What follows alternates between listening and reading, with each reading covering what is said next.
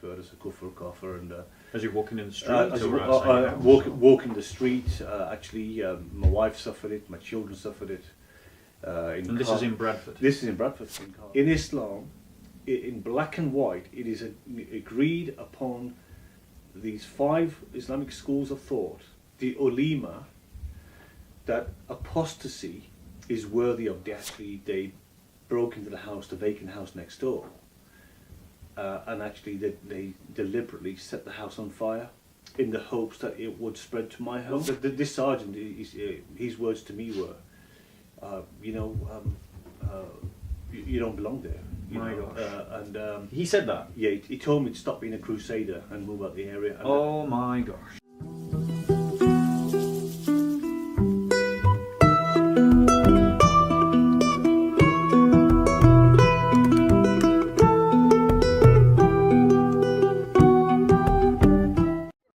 Welcome. Just to let you know, we talked at the very beginning of the year that we were going to try and broaden out what So-Called Films was doing with regards to our content. We wanted to diversify the content and to expand the channel to include other things connected to the interaction between Christianity and Islam, between the church and the secular world, and so on. And you might have heard me mention in the past the story of a Christian convert from a Muslim background called Nissar, who suffered terribly for the choice to follow Christ. And here is Nissar. Nissar, welcome to So-Called Films. Thank you so much for having us. Thank you. It's good to meet you. We've already sent Nissar the questions, so he knows what questions we're going to be reading, and I'm literally going to read them off the screen. And we're going to just tell Nissar's story, and you guys can hear it as it unfolds. So to start off, Nissar, tell us a little bit about what it was like to grow up as a Muslim. Looking back, actually, we were from a Pakistani Muslim, actually, a Mirpuri background. But if I can just try to put into context what you envisage or people understand in this day and age, over the last few decades, especially this last decade, I'm a son of immigrant parents, actually born and raised in Birmingham. Yeah. And of course, life looking back now was very different, and in light of what we've gone through, and I'm sure you'll talk me through that, and I will walk you through our journey. Yeah.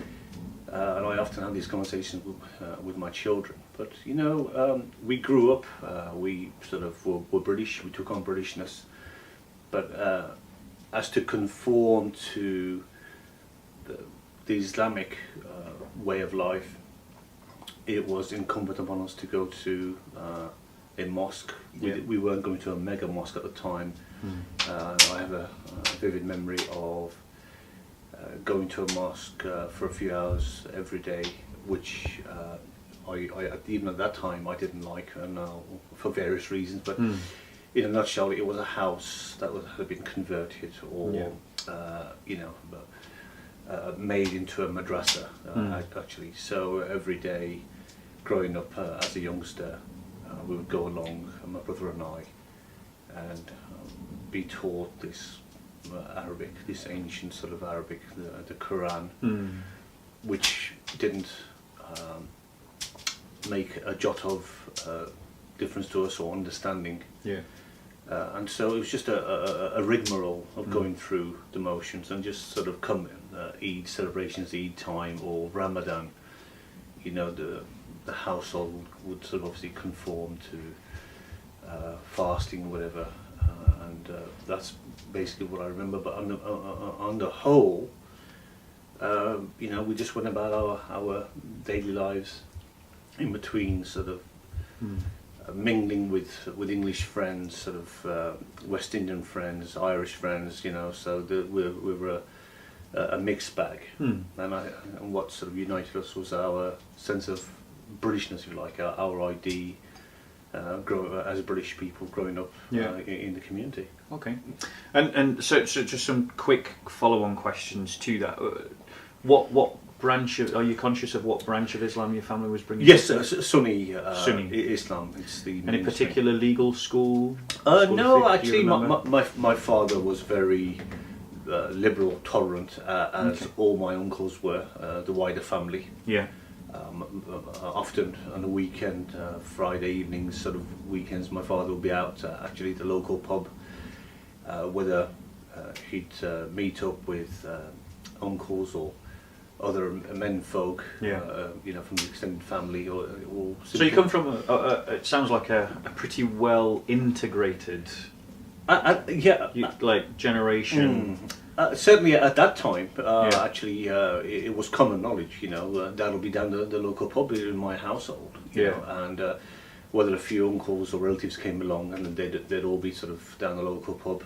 But on the whole, I don't think my dad liked anything better than to meet up with his friends, not necessarily sort of worked friends. He worked for British Leyland at the time, actually, and so, whenever I had to go and grab him, if somebody, for example, did come along or he was needed, often my mum would sort of say, go and get your dad, and I just would run down to the local pub and go in actually and discreetly sort of call him out and these are my memories actually. Fair enough. Yeah. I mean, it's a life that I think many English people can equate to. So tell us a little about your life as a Muslim. I get the feeling that for the most part when you were growing up it felt more cultural than a personal faith. Yeah, actually I meant to use that word. It was more cultural. Okay, so tell us a little bit about what it was like as you were more matured. Did it remain cultural or did it become a personal faith for yourself? Actually, you sort of 15, 16. For some reason, you don't have to sort of. You're not then sort of bombarded or pushed to go to mosque, and then you really come away and just do your own thing, really. And nobody asks, why aren't you going to mosque to learn scriptures? It's sort of down to yourself. I had 1 or 2 friends. They might be deemed to be religious and sort of kept on sort of going regularly and taking it further, but on the whole most of us, when I say most of us, the local Pakistani Muslims like myself, a handful of similar scenarios, they're more out sort of playing around and and actually just doing their thing really. Okay. Yeah. Okay, and were you in that kind of second category, that kind of category? Yeah, we like nothing. Just getting on with your own life as a normal kid of that age and generation would have. Yeah, certainly like nothing better but than to meet up, as I say, not necessarily sort of fellow Pakistanis, but various mates and of various colour and creeds and sort of ethnic backgrounds and such like. But again, we all gelled and we all, I think, saw ourselves, as British. That was the common sort of denominator, and actually there was never discussions of, oh, I'm a Muslim or he's a Catholic and he's a Christian. People just got on. We just got on with it actually, and we played and. Recreational stuff and actually cricket, football, squash. Are you more a cricket man or a football man? I'm more of a squash man, to be honest with you. Right, fair enough. Yeah. I was absolutely dotty about squash. Yeah. Fair enough. And how did you meet your beloved wife? Was it in the mosque or was this after your conversion? It was a typical arranged marriage. Okay, tell us a little bit about that, because to a lot of our audience, the idea, I mean, to me, I understand what an arranged marriage is and I have no problem with them at all. But tell us a little about how that worked, because that will be alien to a lot of people. It was alien to me, to be quite frank with you. Totally alien. It really hit me like a ton of bricks, but actually my father... it was sort of early 88, possibly back end of 87. He'd gone out to Kashmir, Mirapur. My grandmother had died a year or 2 prior, and actually my father was in his late sort of 90s, and my father just felt to sort of semi-retire, look after him, take care of him actually, and I just remember my mother not particularly telling me exactly, but but really almost pushing me on the plane, saying, "Well, Dad, your dad wants you over there," and I had an inkling What was going to happen? what was going to happen, Yeah. and it did go against the grain, to be fair, Mm. actually. But as a subservient son, I just felt to do the best I could do. Bearing in mind, actually, my younger brother, Iftikhar, he was in a relationship with a lass, actually, and father was from a Sikh background, mother was Irish, actually, and so he'd kind of absconded, and I just, there was this sense of, well, he's kind of let the family down because everything revolves around the family, and this sort of code of family and family ethics and what Family honour. Family, and so and I just felt, what, regardless of my sort of Britishness, actually I should just do the honourable thing, what was expected of me, as as an older son, actually, and so I went along in April of '88. And no sooner did I land, actually, in sort of 5-6 hours journey from Islamabad airport, sort of north through Pakistan, ended up in Mirpur and in the village, and they celebration started, and actually it went on for every day for the best part of a week, actually, and then the following week, all I know is that I travelled to where my wife lived, and we were married. Oh wow! Yeah, but it was a huge blow, actually. It really, I was numb. Yeah, the whole experience was alien, actually, and so, however. But here you are, so many years later, with children. Yes, so we have 6 amazing children. I thank God for them. They've been, Thanks be to God. And I will talk you through that as well, actually. But they've just been so remarkable, and but ultimately, I mean, I mean, that in itself is a fascinating story, and it just goes to show, actually, that there are other models of creating family that the church should be considering, rather than the romantic model that we get from Hollywood. But I don't want to get sidetracked. No. I don't want to get sidetracked onto that. And of course, very quickly, we can align it biblically as well. Absolutely. Yeah. It's a much more Abraham and biblical. Isaac, Absolutely. that kind of It's a stuff. far more biblical way of constructing families than what we're doing in the West as well. Yeah, but I do see God's hand. Yeah. On this marriage, on my wife, because again, she's come to faith, and so we are a complete family. Amen. As a Christian family, actually. Yeah. And, right. Coming to that very thing in your life, and however long it was before you became just before you started seriously thinking about Christianity, what were your perceptions of Christianity as a Muslim? My perceptions, actually, as a Muslim, what were your perceptions? it's a funny one, really, Bob, because you really didn't pay sort of that much attention, actually. I mean, you felt it was.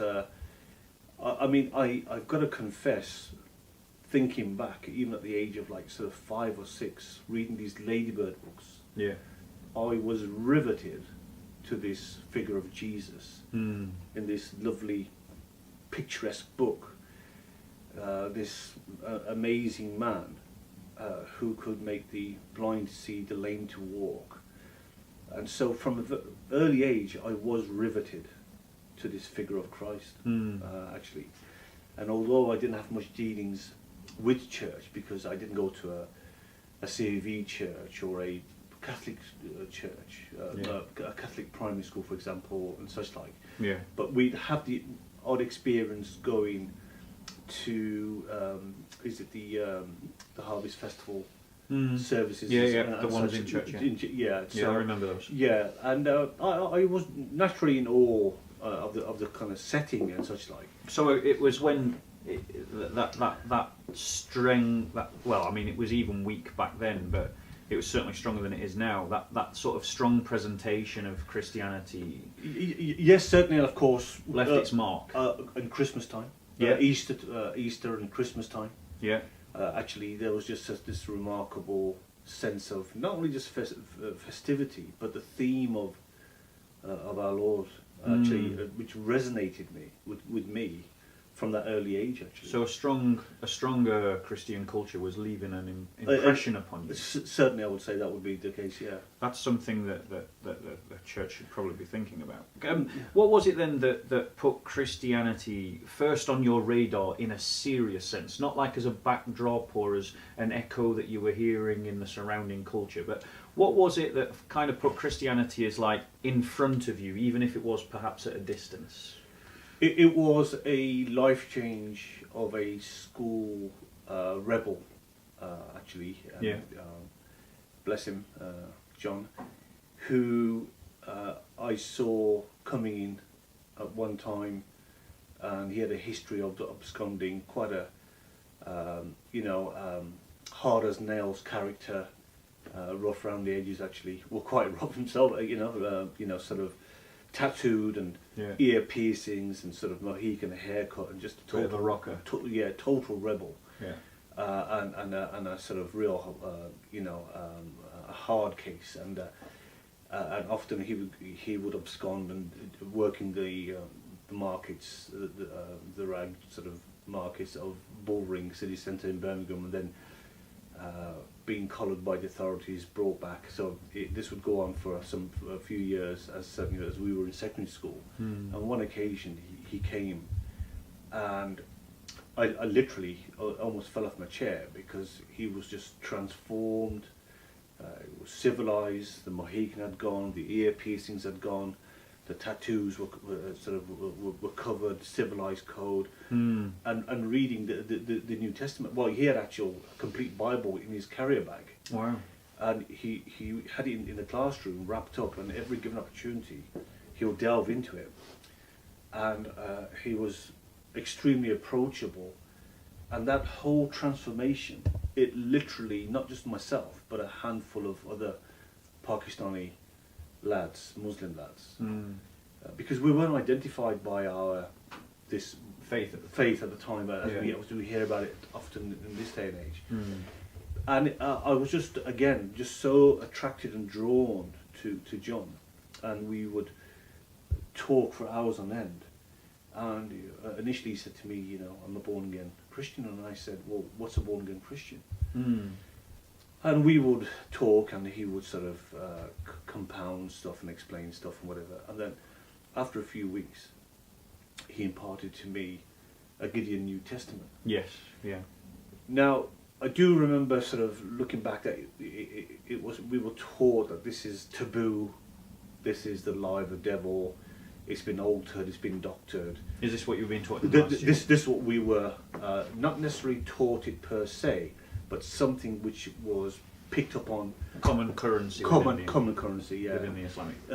That's right, yeah. And sort of in the sort of natural jurisprudence of things, Yeah. And so, and I remember this taboo thing. I kind of thought, how do I now take this with me in my home? So I put it inside of my blazer, and I went away, went home. That's interesting that you felt almost ashamed, embarrassed, or nervous about. It literally was taboo. It was something that was ingrained in me to say that we mustn't touch this thing.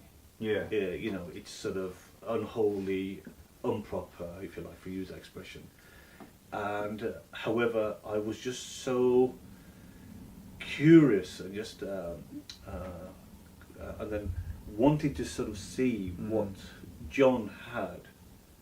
And anyway, I took it with me, actually, kind of broke every rule in sort of the household, but unbeknown to them, I kind of put it in my mattress and I would read it every evening. So even your cultural Muslim father, yeah, God rest his soul, I'm guessing. Yes. Yeah, he who used to go down to the bar and was integrated into society, even in his house, it was a taboo thing to have a New Testament. Precisely. I mean, my father wasn't a model of a Muslim. He was just sort of maybe under the umbrella and conforming to that pattern, on the outside. What I find interesting about that is the heaviness of the prejudice laying within the community, that even at a cultural level, it's still present.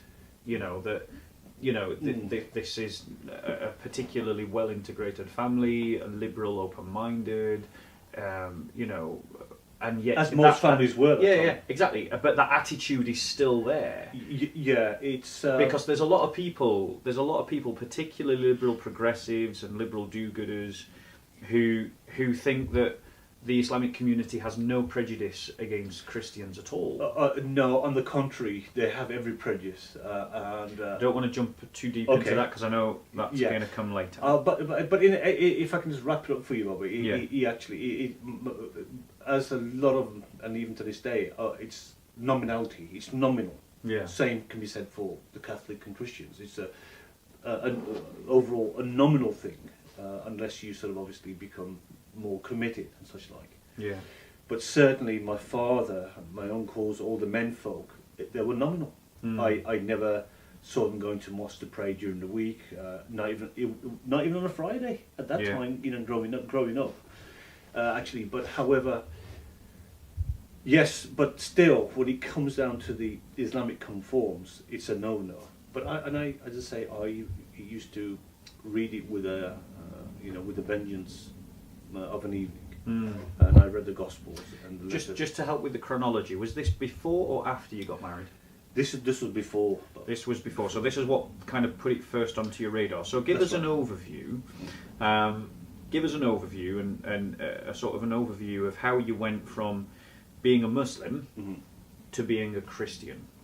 Like, how would you sort of explain that process? Okay, I would say very quickly that further to read the gospel message, the New Testament, actually, that I felt that in my heart of hearts I'd become a Christian. I'd accepted the Lord. I'd confessed because even though I recognised as a 15-year-old, despite going to mosque, whatever, I didn't live up to the mark, and I could see through the gospel message that I needed salvation. And so I confessed Christ, and I did meet with John's pastor, and the second most amazing thing that happened to me further to that was that this man was he was from a Sikh background, but he was no longer Sikh. So John's pastor was a Sikh, so he was the first convert I'd ever come across, and that blew me away as well, actually. And he would spend hours, we would talk, we would engage, he would expound the Bible, the New Testament, actually, so I would say I became a committed Christian, but because of the fear of my parents or family finding out, I didn't particularly confess openly. It seemed at that time I was the only convert from a Pakistani Mirpuri Muslim background in the whole world, actually. So you can deem me as a secret believer, if you like. Yeah. But very quickly, my mother put pay to that because she discovered the New Testament in my, while one evening, as mothers do, come along. Yeah.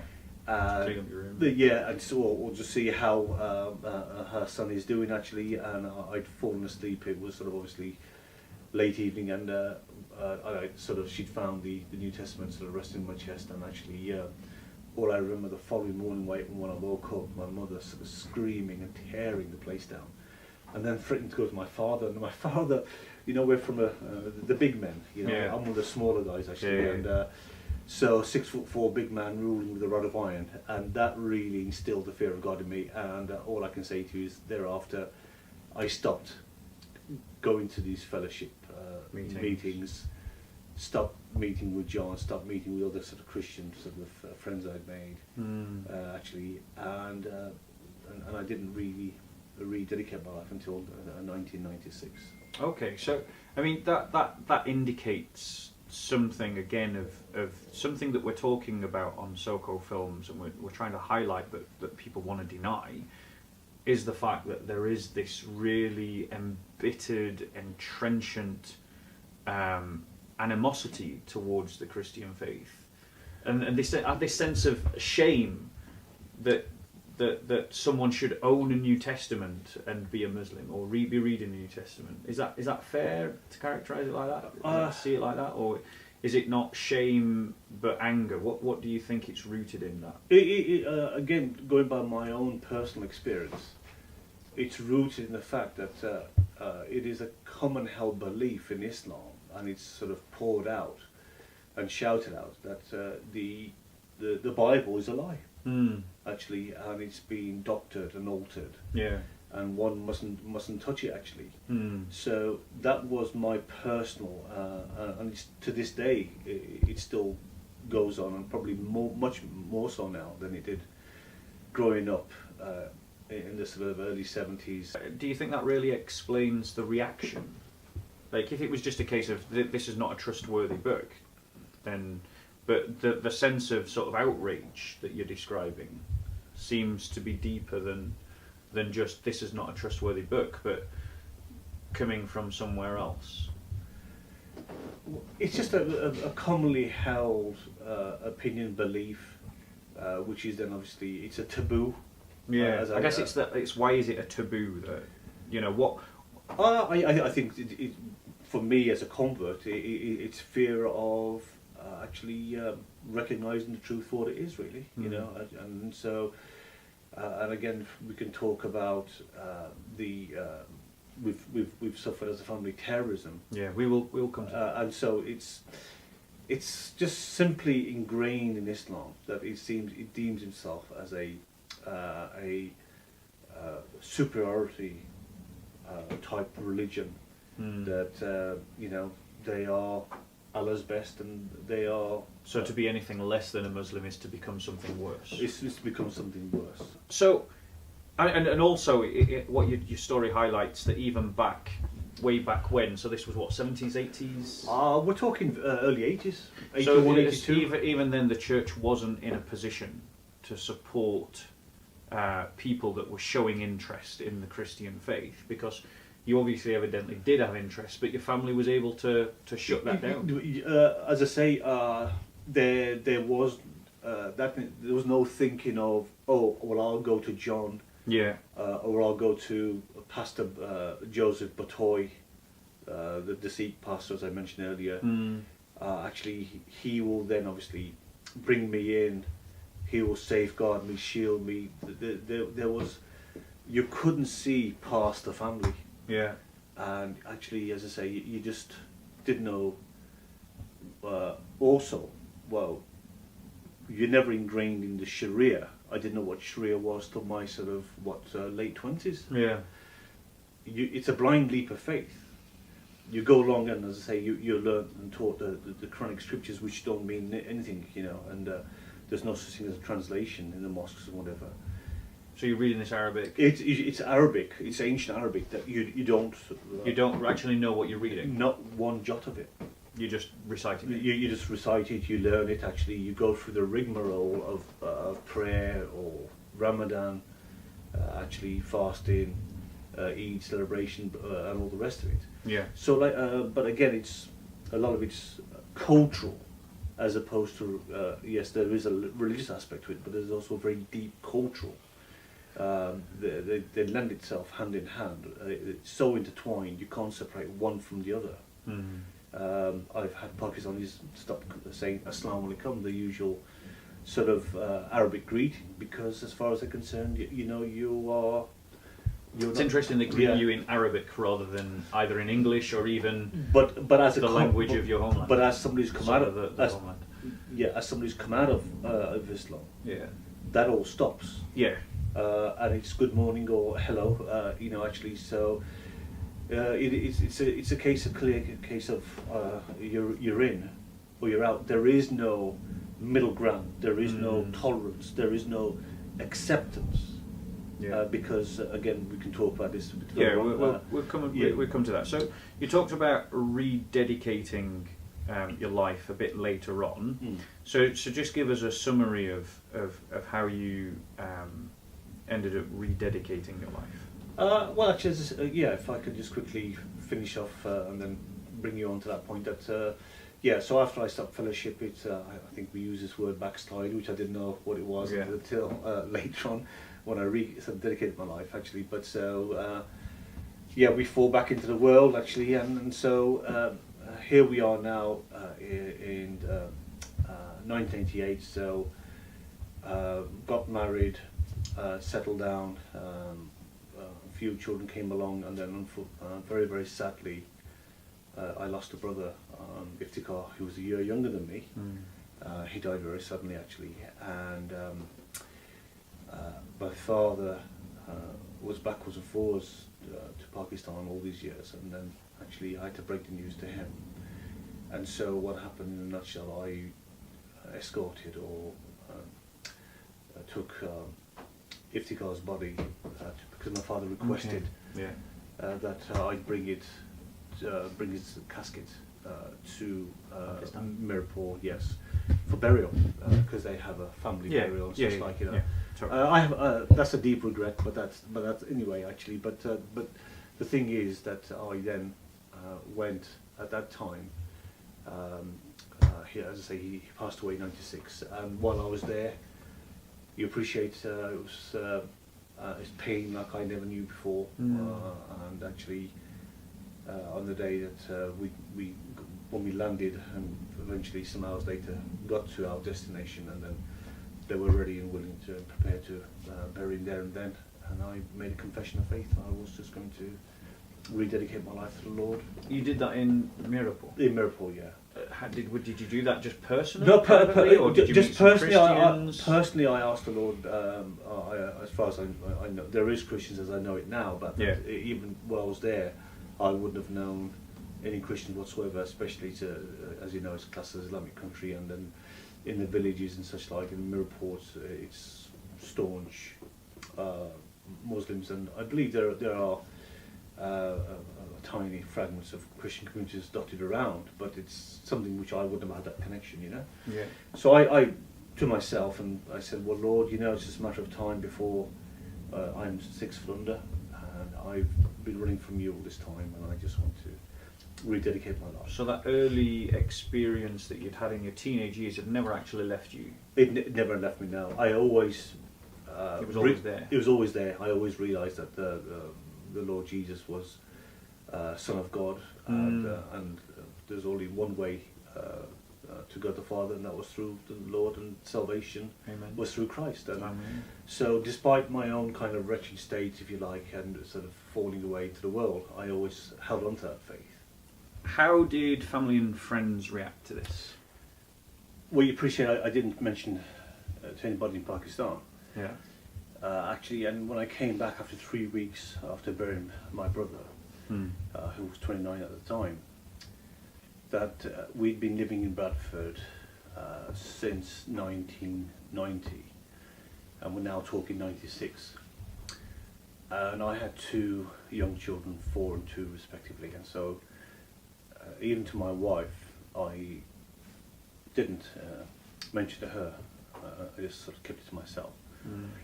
And I remember at work, actually, there was a young man who used to always we try to engage and talk, and he was a committed Christian, and it tried to invite me over a period of time to come to his local fellowship, and I'd sort of duck and dive. But as I say, I was very broken actually, and the pain is indescribable.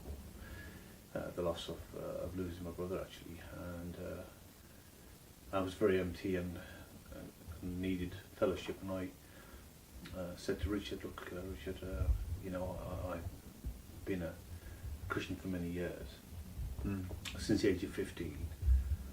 But it's a long story. But however, I'd like to join in fellowship." And he was absolutely elated, and I can't describe to you his excitement, and literally running around the room actually. But I started going to that fellowship with Richard, my work colleague, and being a younger man actually, I used to sort of see him quite regularly thereafter. But it was a few weeks later, and for the life of me, and to this day I don't know, that my wife actually confronted me and said, "You're going to church." And that really kind of, as I say, blew me away. I just couldn't understand how she because she grew up in a village, and there were no churches round about, She wouldn't have any idea what Christianity was or who Christians were and such like. Even Pakistani Christians, which I came to know sort of a year or two after I'd kind of rededicated my life, and I'm now 30. And so I said to her, yes, I am. And my wife's immediate reaction was to literally yank one of the kids out of my lap and pull my boy to her side and say, I don't want anything to do with you. Don't come near me. Wow. And you appreciate that was, really tough. And, I was absolutely numb. And I remember just sat there and sitting there and saying, Lord, well, you know how it is. I'm trying to get over the pain of losing my brother, and you saw it fit to take his life, and but to lose my wife and my children, I don't know what to do, and how to go from here.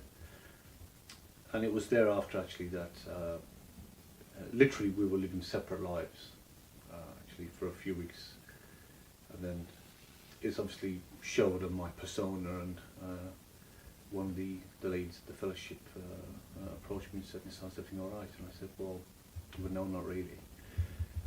And when I explained to her, she said, look, is there any way that I would love to invite you. My husband used to be a missionary to China, and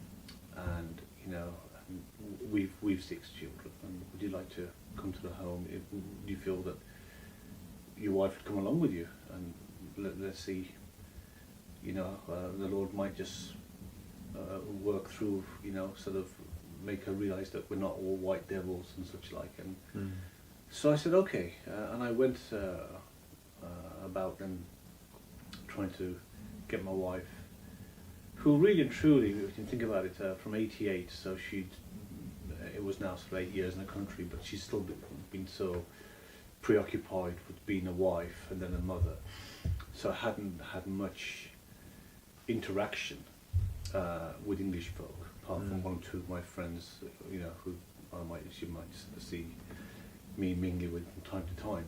And then we did take, she took up the invite of this lady, and she had a lovely time actually. And then she said, in the course of that conversation towards the end, she said, would you like to meet so-and-so? They're Pakistani Christians. And to me that was music to my ears, because believe it or not, I was quite very ignorant.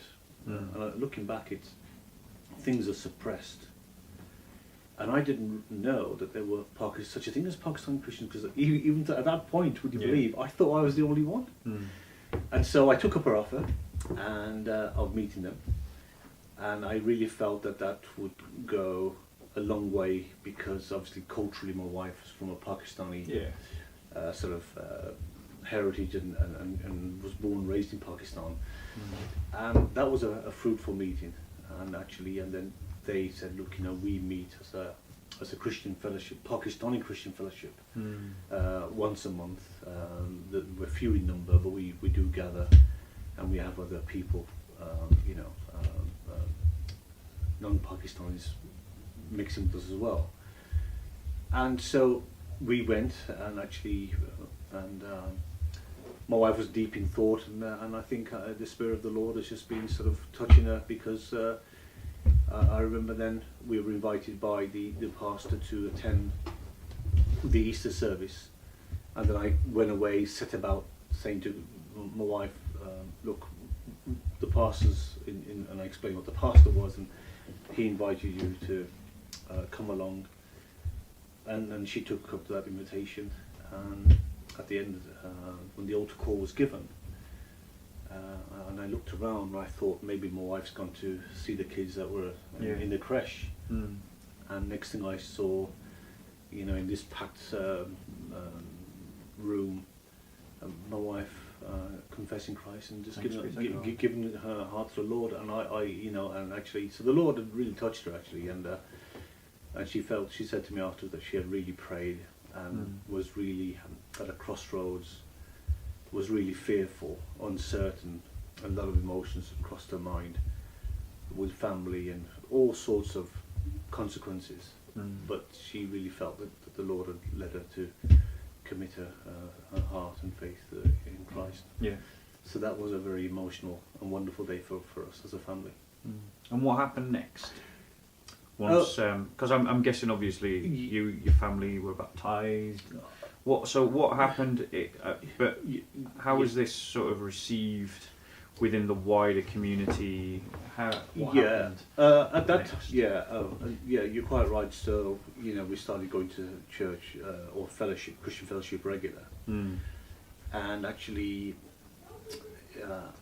my very close Pakistani friend, who I saw as a family friend as well, actually, and I'm sure he felt the same way.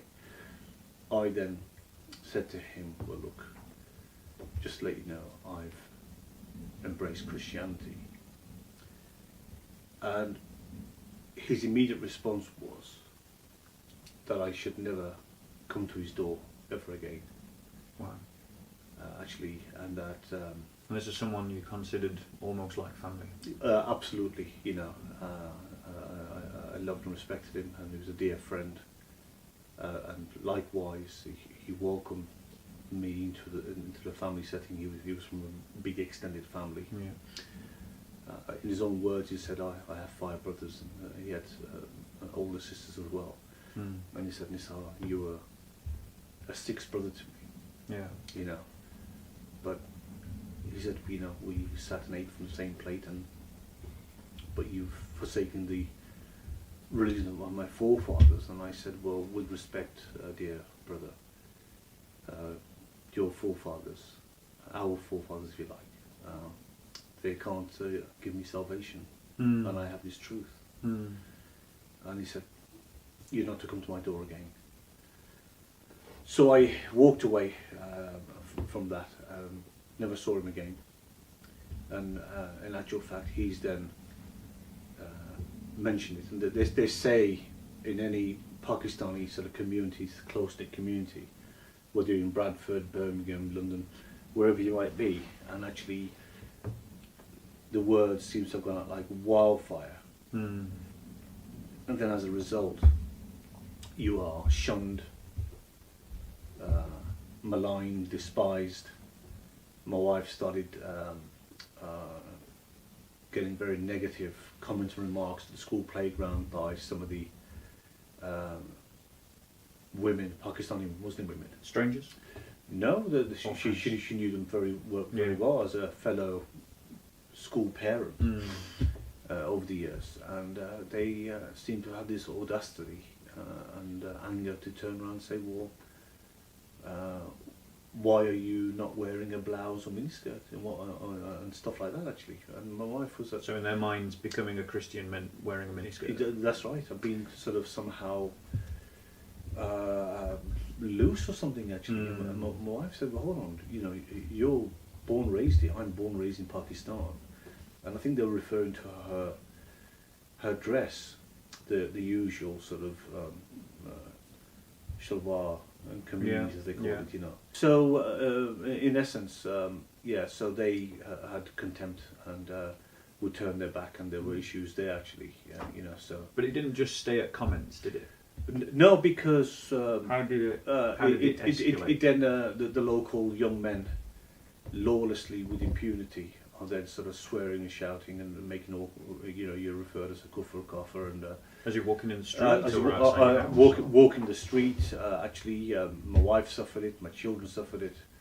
And this is in Bradford. This is in Bradford, in cars, and in the neighbourhood. More to the point. Yeah.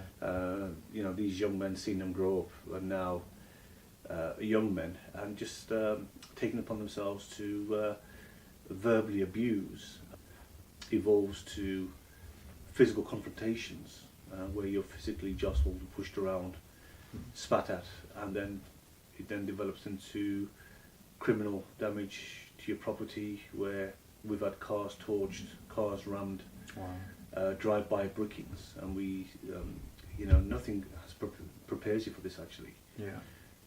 And so it was.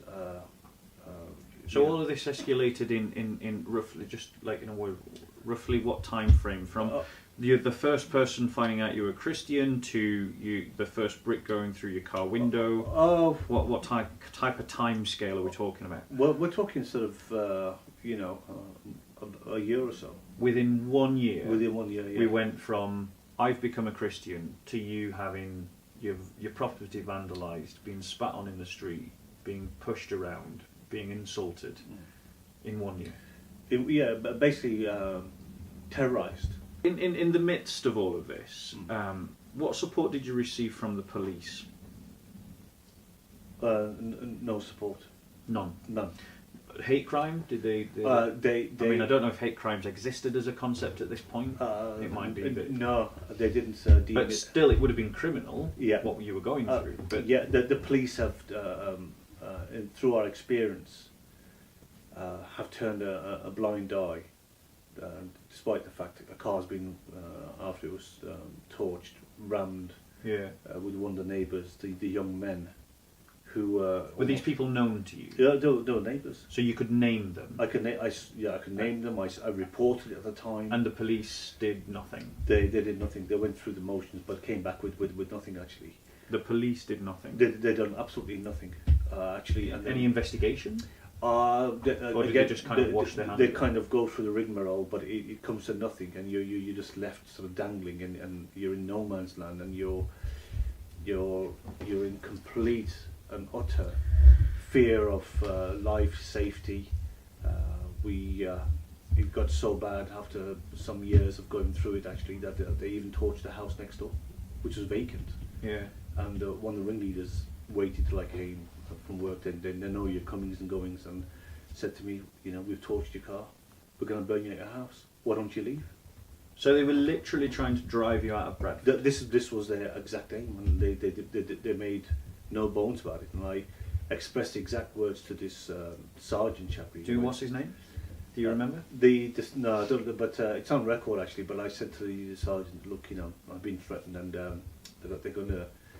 I've had my house, my car torched. Now they're going to burn me up my home. And they started giving me facts and figures. And no, this very rarely happens. And anyway. So the police that will smash people's door down for twittering the wrong series of words are recording all of this harassment in full knowledge of who the victims is, and they couldn't even put together an investigation where they wait outside or in some other property to capture the evidence to make an arrest. Nothing at all.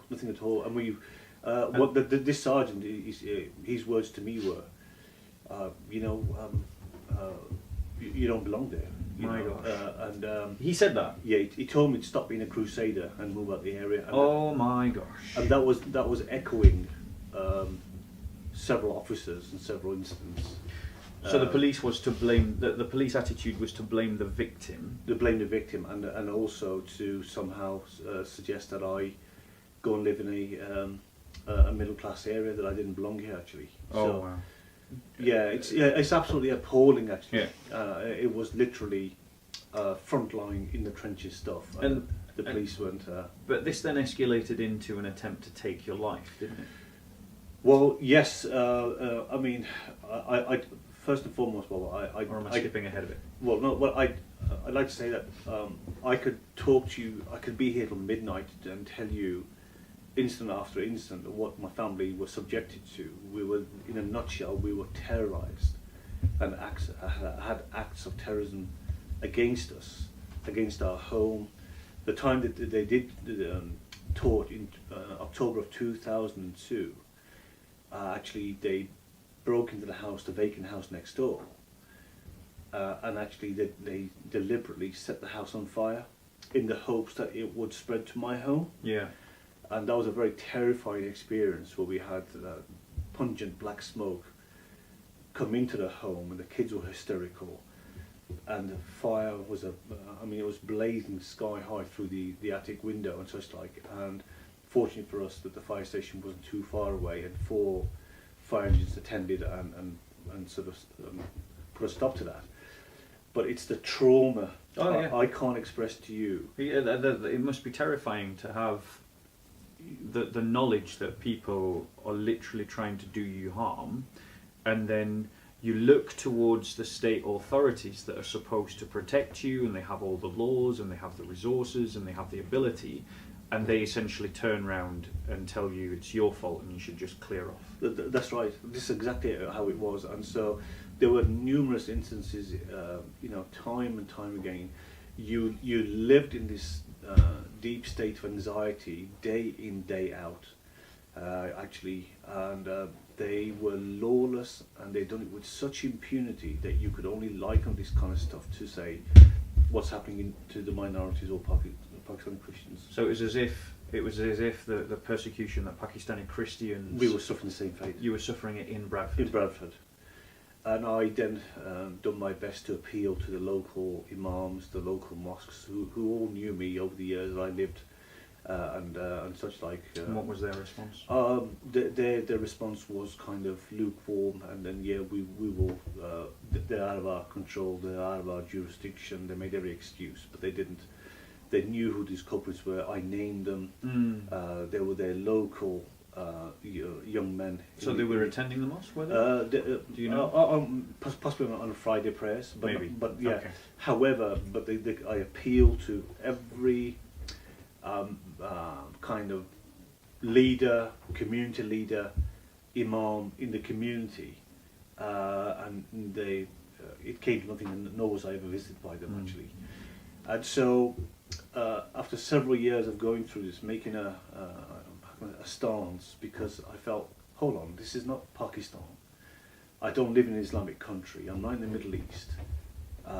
This is a free democratic country, which has a law system.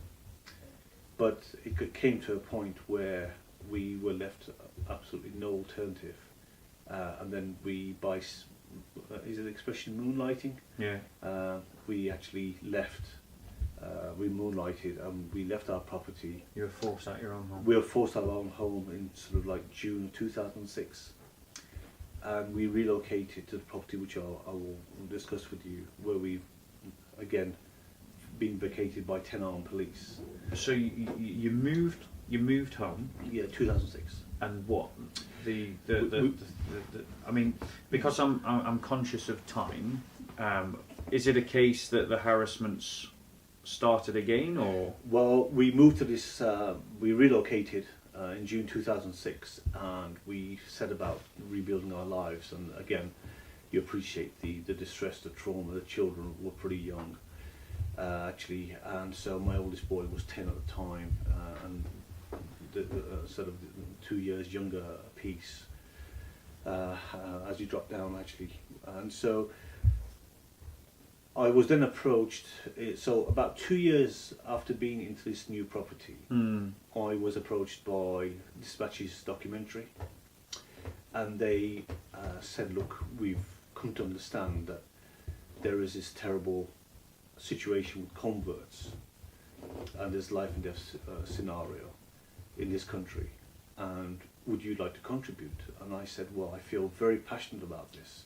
We've gone through these terrible experiences where I've had 3 cars written off. One's torched outside my home, another one rammed outside my home and written off, and the third one, it was pounced on by 20, 30 young men, these jobbers, dancing on the roof and the bonnet, kicking all the doors, and they wrote it off. And the daily threats to our lives and intimidation. So yeah, I want to speak out. So as a result of contributing to that Dispatch documentary called Unholy War, the clan Pakistani family a few doors away, who own 3 joint houses and still doing it, they then took it upon themselves to then again, like in the first instance, completely, from saying good morning and having all these conversations, to completely turn their back on us, shunning us. But not that it doesn't just stop there. You wouldn't really mind if they felt not to sort of speak to you again. Yeah, just ignore them. But they then obviously make a point of showing this utter contempt. They then malign you in the whole area. He's a kafir, he's an infidel. He's working for the American missionaries. And so all these rumours, malicious rumours, spread in and around the whole area. This is the kind of thing that they throw at speakers, at Christian speakers, at Speakers Corner. Oh, you're paid missionaries. I see. Yeah. Yeah, we get the same. Now we get to see what the tone of that comment is. Yeah, it's the case of every kind of evil, deception possible to then malign you amongst the so-called Muslim community. And these are my own sort of Pakistani fellow countrymen, if you like. So they're villainising you? They villainise me, actually. And then what? And then it carries it goes up to the CV school where the children were, and they started becoming victims through their friends who would disassociate themselves from them, call them all manner of names, say to them, our parents have said we mustn't sit next to you, you're a Christian, you're a kafir. And so the kids started suffering terribly in the CV school. And I personally, myself, on occasion, would get these terrible remarks and intimidation, sort of by way of a jostle here or a nudge there, and it becomes very precarious for not only your own safety, but your children's sort of welfare. And of course, the head teacher doesn't want to tackle it. It becomes a big political issue, and of course, in the end, I was forced to pull my children out of a CV school, primary school. So the head teacher of the school didn't want to tackle it because it was too much of a hot potato? Too much of a hot potato, because obviously more and more it became this particular CV school in Manningham, in Heaton rather, in Bradford, became predominantly Pakistani sort of attendance by their pupils, and of course it almost becomes like a mob rule situation again. During this time, what support were you receiving from individual Christians of your fellowship or individual Christians in the area? No support, actually. And then were you telling them about your situation? I was telling them about the situation. And what was their reaction? Well, we had a meeting with the then Bishop, David James, 2005. Yeah. This is after they torched my home in 2005. Yeah. So, the bishop wasn't happy that I was even there. I had to remind him that his advisor, this academic, self-proclaimed or whatever, expert on Islam, he invited me there, and Philip Lewis, and he asked me, what did he want me to do? And then one of the people from my camp, who I took along, and said, I think Nissar sees as a leader of Christendom, to which he looked quite baffled by, and then he said, would you welcome converts to your church? Would you welcome Nissar and his family to the church? And he said yes. In the same breath he said, that is to say no. He said yes, but that is... In the same breath he said, that's to say no. And I was completely beside myself. I was shocked at his statement. So Bishop of the Church of England, he's saying he didn't want you... He didn't want us to, no. And his church. And then he followed up by saying the reason for that is we don't have resources and houses to look after them. And at that time I'd gone, I was involved with a black church, Jamaican church, and the pastor that was with me, he leapt to his feet. He was livid with the man, and he said, well, all you're fit for is appeasing the Muslims. And we left, actually, and it was a terrible betrayal. That's the first betrayal, because I did see the established Church of Islam and bishops as the how can I say, our guardians, our protectors, actually.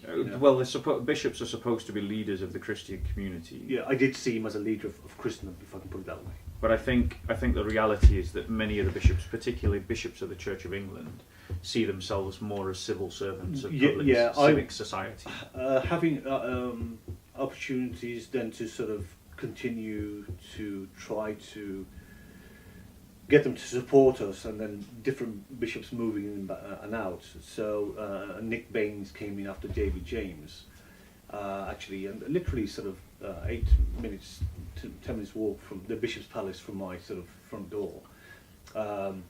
He's another one that didn't intervene, support in any way. And then prior to just after my attack, actually, this new one, Toby Howarth, another appalling.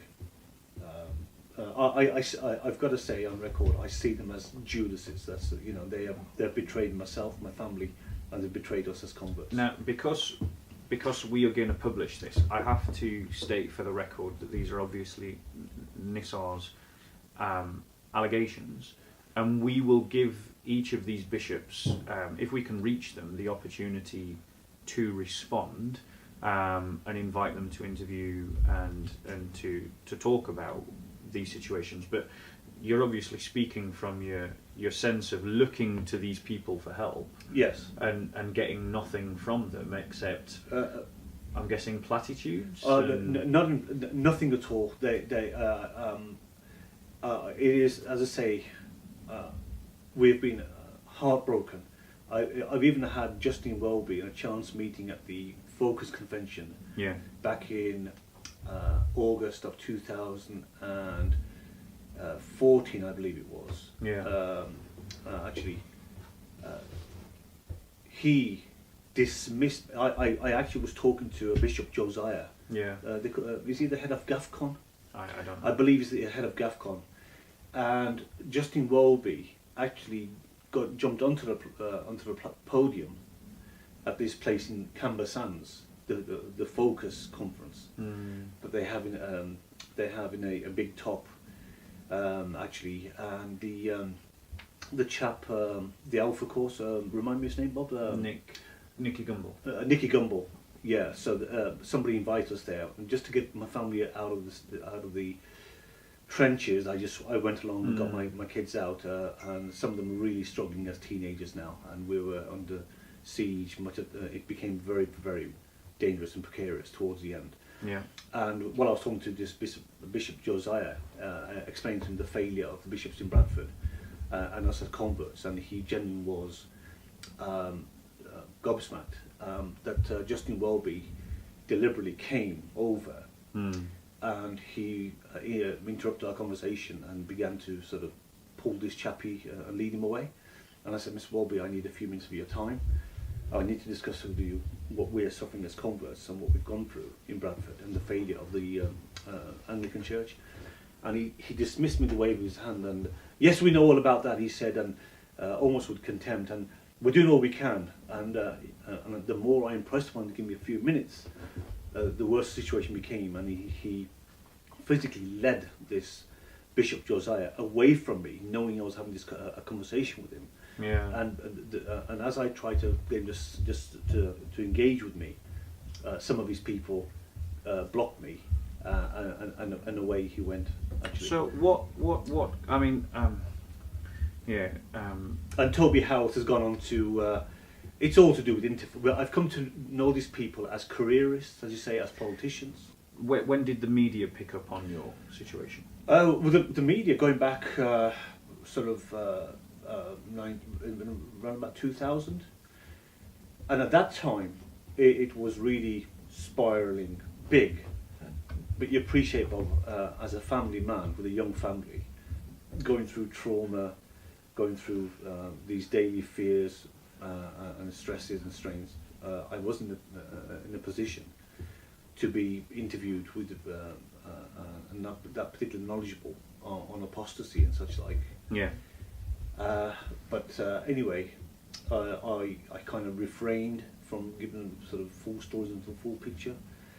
But then, as I say, as time has gone on, with the political correctness of the age and the way things have been turned around, and Muslims have become a protected class, despite the fact that they are the perpetrators, and in our respect, concerning the apostasy law, I've come to realise the most cardinal sin in Islam, and you'll understand there's 4 Islamic schools of thought, or Islamic jurisprudence, and one of the Shiites, Al-Jafri. I would like to say on record right now, and people can go away and look at this, In Islam, in black and white, it is agreed upon these 5 Islamic schools of thought, the ulema, that apostasy is worthy of death. You have 8 countries where it's a capital punishment. They did try to take your life, didn't they? Yes. There was a physical attack. Yeah, I told the police that this clan family were instigating an attack on me back in August of 2015. They dismissed it like everything else they've dismissed for all these years. And and of course, under the cover of darkness in the fall, as I got into my car, I ended up almost being bludgeoned to death. Bludgeoned to death, Yeah. crowbars, baseball. I saw the video cam, Yep. it was captured. Someone came and rescued you, who was that? It was a couple of Polish neighbours several doors up the road Yeah, who happened to be outside, fortunately for me, yeah. because I wouldn't be here to tell the tale. They came running to my aid, and of course these cowards had then fled. Actually, I spent 11 days in hospital. I subsequently ended up being kneecapped and suffered a broken hand trying to protect my head from being bludgeoned. And The police called it an assault, by the way. It was all played down. And so, wasn't a hate crime. at that point, Was not at hate that crimes. point, this chief inspector, this Mr. Reese Cooper. It wasn't an attempt to murder. No, Just an assault they with baseball just bats just and crowbars. just to an the head. assault. Yeah, they called it. Because obviously. He took it upon himself then to go back with all the previous incidents and label it as a hate crime. Yeah. He took. Who did this? Sorry? The chief inspector, this Mr. Reese Cooper. Well, Lord where Lord is due, you know. But prior to that, it wasn't classed as a religious hate. They refused to log it as a religious hate crime. Yeah. And acknowledged that what we were suffering was hate crime. And they failed to understand. They'd rejected this thing about apostasy completely. In summary, then, to the bishops of the Church of England and to the establishment, what would you like to say to them? I would like to say to them, shame on them. They are a disgrace to their dog collars, actually, and their titles, and they are weak and pathetic, actually. And so, where they should have stood with us, and of they're also their weak stance on apostasy, and which they've never been outspoken about. And let's be fair. When you have Asia Bibi, which we all know about, who suffered 10 years of incarceration, 8 of which of solitary confinement, who's actually, and they've never spoken out in all these years against the terrible affliction and sufferings of our Christian brothers and sisters in Pakistan, under the terrible blasphemy law. I have absolutely no faith in them whatsoever. And again, their agenda is interfaith and this false, like you say, So ecumenism. you feel, am I right in summarising that you feel that for political correctness and for a false ecumenism, both church and the established Church of England and the state found your suffering to be a nuisance to the narrative that was guiding the way their institutions were working, police and church? I couldn't say it better myself, Bob. We are a complete anathema. Yeah. And they've been complicit, if anything. But one group has helped you, I believe. So there have been Christians that have reached out to help you. I know when I first heard about your story, years before I got involved in Sokol Films, I tried to reach out to find you. Thank you so much. And I know other Christians have reached out. And I think it's important to give them an honourable mention. So who were certainly. It's been Barnabas Fund, Patrick Suckdale. If it wasn't for that dear man, I wouldn't be under a roof. Yeah. They supported us at the time of my attack. It took me several months to get on my feet, and they were amazing. God bless him. God bless Barnabas Fund and all the staff. Yeah. And the various people that pulled together to get me and my family out of a life and death situation, actually. Yeah. Can I just mention very quickly, Bob, we have had a high level meeting some weeks ago with Lord Pearson in the House of Lords, to raise the apostasy issue in this country. That why somebody who's born and raised in this country as a British subject has been under the cosh of apostasy, and why many thousands of converts, ex-Muslims, are suffering the same fate potentially through sort of threats and the fear of losing their lives, that they are living these underground lives in fear, actually. And so, and Lord Pearson has raised these questions in the House. I believe it was the 2nd of December. Okay. And I want to ask and request very humbly by your good people that are watching this actually, or will be, that if they can go online, punch in the legalised apostasy petition. Yeah. And if they can read through that, actually get their local MPs, councillors, imams, bishops, church leaders, to get behind this. And if they needed to send it to me, print it off, send it to me via Facebook, so we can start now raising this deception that's gone on for over 4 decades. Multiculturalism has failed because, as a British subject, I needed full protection of government authorities and church, and we didn't have it actually. And so it's taken an enormous amount of grit and grace on the part of my wife and my children, us as a family, who have suffered this, and words don't do me justice. Okay, and I think it's very, very important that people do recognize that Islam, my own community, my Pakistani countrymen, have for over 4 decades hidden this agenda of apostasy. It's very much there, and it affects many tens of thousands of ex-Muslims. Well, as I say, it's a shame that we've run out of time, because I think that the end of this interview has been a bit compressed, when it would have been nice to sort of pad it out, but we are sadly out of time. I understand. So I want to thank you very much for inviting us to your home, giving us your time. I do want to mention that we are going to publicise a way that if you want to help this family, who are true confessors of the faith and have bore their cross in a very literal way, emotionally and physically, and have suffered for it, we will highlight how you can do that. There is it's a GoFundMe page. Yeah, that was set up by a supporter last September, actually, Bob. Yeah, and we're very grateful to him. And how can they find it? What's it called?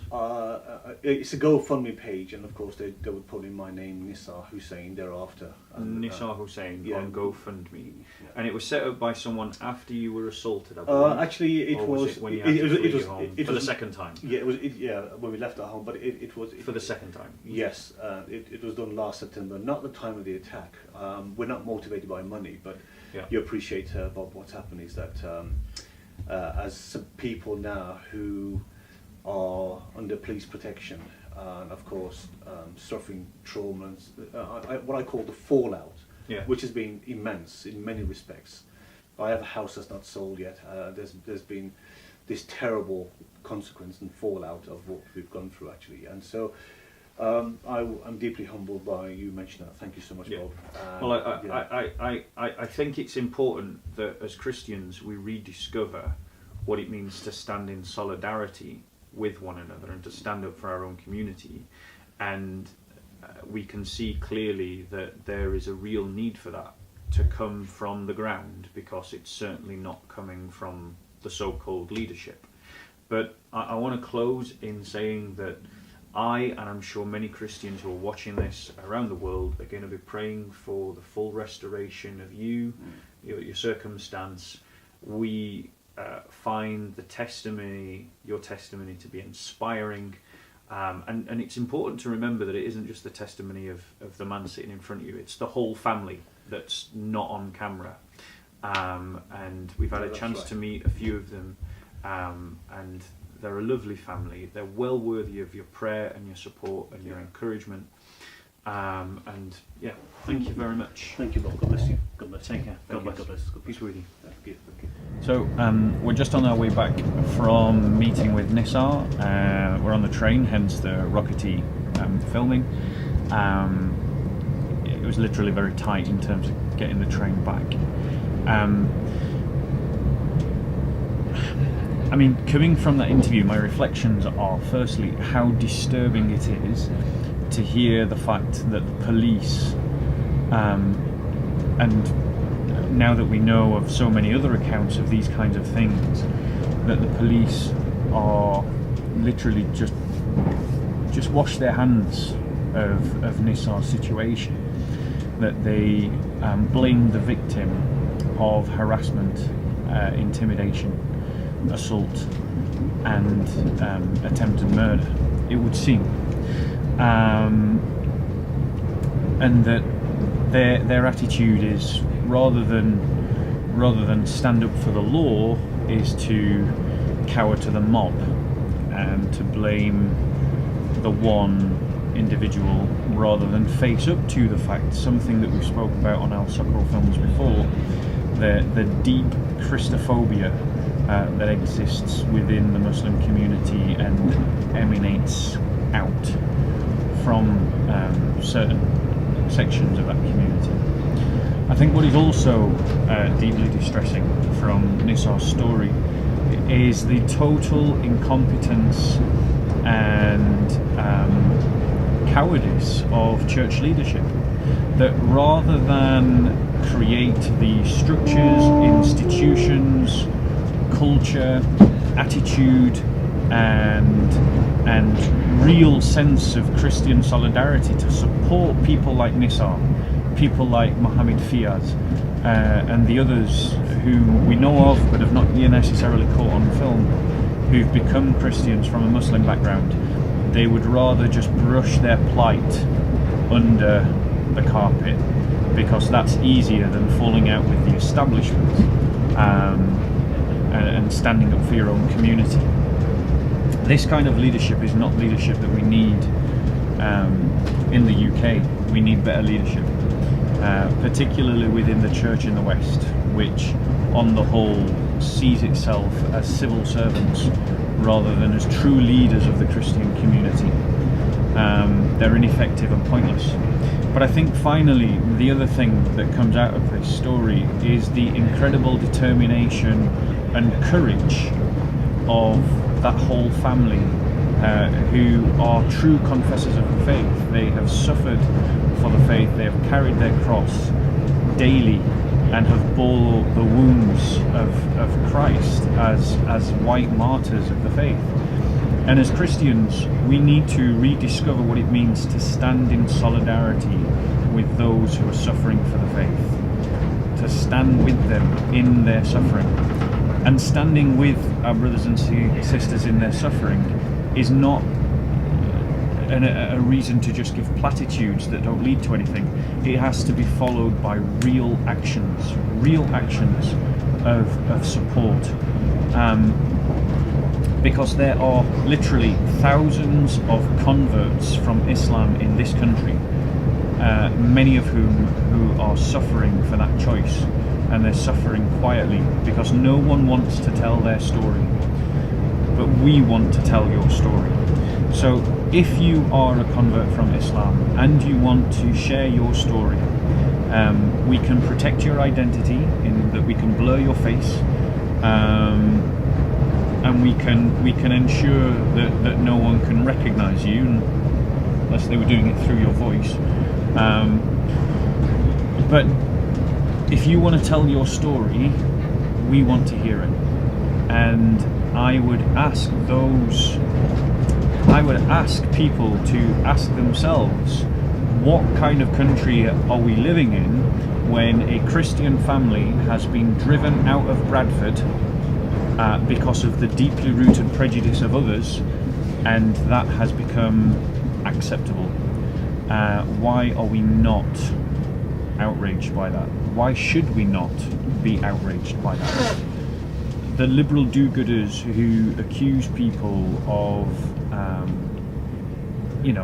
Islamophobia for highlighting these things. I mean, just take the time to look at yourselves in the mirror and realise what you are attempting to mask over.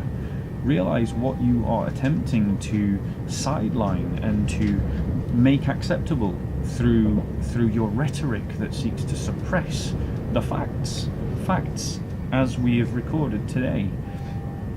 I would encourage you to think again, because you have been misguided. And for those of you who are Muslims who, like Nissar when he was younger, like Muhammad Fiaz, who are looking at the New Testament and you're asking, is this true? Well, the answer is yes. And there are many people who are saying yes to Christ and saying yes to the truth, and you can be one of them. It is not the case that you have to live a lie. You can come out, and it is only when enough people come out that this sense of fear will be broken. And that will present a challenge to the establishment, that will present a challenge to the state, that on camera tells everyone that they believe in tolerance and that they believe in standing up for minority rights, but in reality, increasingly the evidence suggests that they are selective about which minority rights they're willing to stand up for.